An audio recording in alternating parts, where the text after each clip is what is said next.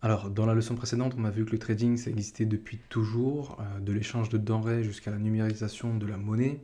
Mais au fond, c'est quoi vraiment le trading? Il y en a beaucoup qui pensent que c'est jouer en bourse, appuyer sur des boutons pour s'enrichir vite. En réalité, le trading, c'est quelque chose de beaucoup plus profond et tu vas comprendre pourquoi tu dois vraiment prendre ça comme un métier et comme un vrai langage. Donc aujourd'hui, à travers cette leçon, l'objectif, ça va être de pouvoir comprendre avant tout que c'est un échange de valeurs, le trading, et qu'il faut apprendre et le maîtriser. Vous allez comprendre aussi un petit peu comment fonctionne l'offre et la demande à travers les mouvements de prix, et voir que le trading, c'est pas un pari, mais vraiment une gestion du risque. Et si vous arrivez à appliquer une méthode pour entrer et sortir sur les marchés, vous allez réussir non seulement à protéger votre capital, mais aussi à vous sentir bien plus en contrôle de ce que vous faites dans le domaine. Donc, par rapport à ces compétences visées, on va pouvoir voir la première notion qui est le point numéro un, à savoir que le trading est un échange de valeurs. Donc, le trading, quand on dit que c'est un échange, c'est ce qu'on avait pu voir par rapport au troc. Là, à l'ère d'aujourd'hui, c'est exactement la même chose, mais numériquement. C'est-à-dire que avec un ordinateur, avec un téléphone, vous pouvez directement échanger de la valeur et gagner de l'argent. Donc, si vous achetez quelque chose à un prix, vous avez pour objectif de le revendre à un prix soit plus élevé ou moins élevé et dégager une marge. Parce que le trading, vous spéculez sur le fait qu'un actif va prendre de la valeur. Imaginons qu'un actif qui coûte 10 euros qui maintenant coûte 20 euros, vous l'avez revendu à 20 euros, vous avez gagné 10 euros. Si un actif coûtait 10 euros et vous estimez que son prix va baisser, quand il sera par exemple à 5 euros, bah, vous décidez en fait de racheter, c'est-à-dire de sortir de votre position. Et c'est ça qui paraît un peu complexe à comprendre. Mais vous êtes passé de 10 euros en spéculant la baisse, le prix vaut 5 euros, vous avez gagné 5 euros. Donc même si le prix baisse, vous pouvez gagner de l'argent. Et c'est un peu la même logique que votre boulanger. C'est-à-dire qu'il va acheter par exemple des matières premières qu'il va transformer en pain et qui va revendre plus cher pour dégager une marge. Vous n'avez rien besoin de transformer, vous pouvez faire la même chose instantanément.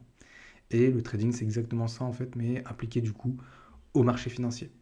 N'hésitez pas à poser vos questions sous cette vidéo si c'est pas très clair, mais je sais que c'est toujours difficile, même quand on essaie d'utiliser les langages les plus simplistes possibles pour comprendre. Ensuite, point numéro 2, le trading, il faut comprendre que c'est l'offre et la demande. Donc en gros, ce qui fait bouger les prix sur les marchés financiers, c'est toujours le même moteur, c'est cette fameuse offre et demande. Donc qu'est-ce que la demande? En soi, c'est quand il y a beaucoup de gens qui veulent acheter quelque chose, son prix va augmenter. Beaucoup de gens veulent acheter des iPhones, le prix d'un iPhone au fur et à mesure du temps devient astronomique parce qu'il y a une demande qui est énorme, donc son prix évolue. Par contre, à l'inverse, quand il y a pas mal d'offres, c'est qu'on veut, entre guillemets, se débarrasser de quelque chose, vendre parce qu'on sait que sa valeur va baisser et inconsciemment, le prix donc va amener à ce que les personnes fassent baisser le prix. Parce qu'encore une fois, comme on a vu dans la leçon précédente, c'est la psychologie humaine, la psychologie des foules, l'avidité qui amène à targeter un prix en l'occurrence. Donc le trader, il n'a pas pour mission vraiment de prédire l'avenir, mais de lire et d'analyser ce bras de fer qui est permanent entre les acheteurs et les vendeurs. Et ça, je pense que vous l'avez déjà observé dans la vie de tous les jours par rapport à des choses qui actuellement coûtent plus cher qu'avant ou d'autres qui coûtent moins cher qu'avant. C'est uniquement à cause de l'offre et de la demande. On passe maintenant au point numéro 3, le trading, c'est une gestion du risque. Le trading, dans un premier temps, il faut comprendre que ce n'est pas un pari. Beaucoup sont à faire l'amalgame entre le fait de se dire on parie, etc. Non, vous n'êtes pas en train de parier, vous êtes en train d'investir. Donc, un vrai trader, lui, ne va pas essayer d'avoir raison à 100%, parce que le parieur, c'est ce qu'il fait. Et il va donc accepter de perdre parfois, parce que ça fait partie du travail, c'est un business, et il faut l'accepter. Mais il va aussi gérer ses pertes pour protéger son capital. Donc, contrairement à ce que beaucoup croient, c'est un peu comme un entrepreneur qui investit dans différents projets. Certains vont échouer, mais d'autres vont réussir et ils paieront largement le reste.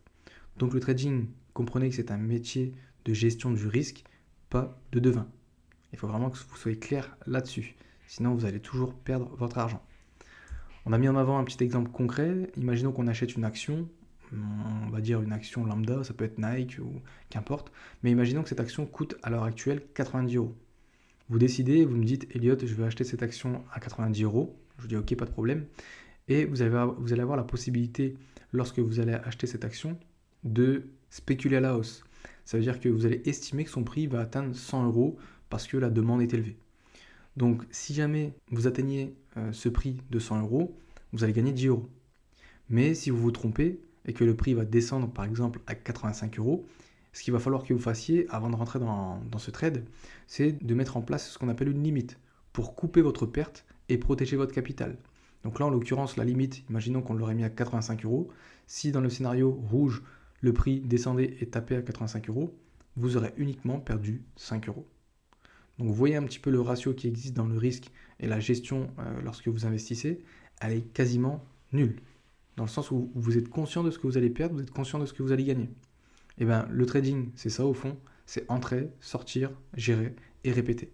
Donc il n'y a pas de magie, il n'y a pas de hasard, c'est juste une méthodologie.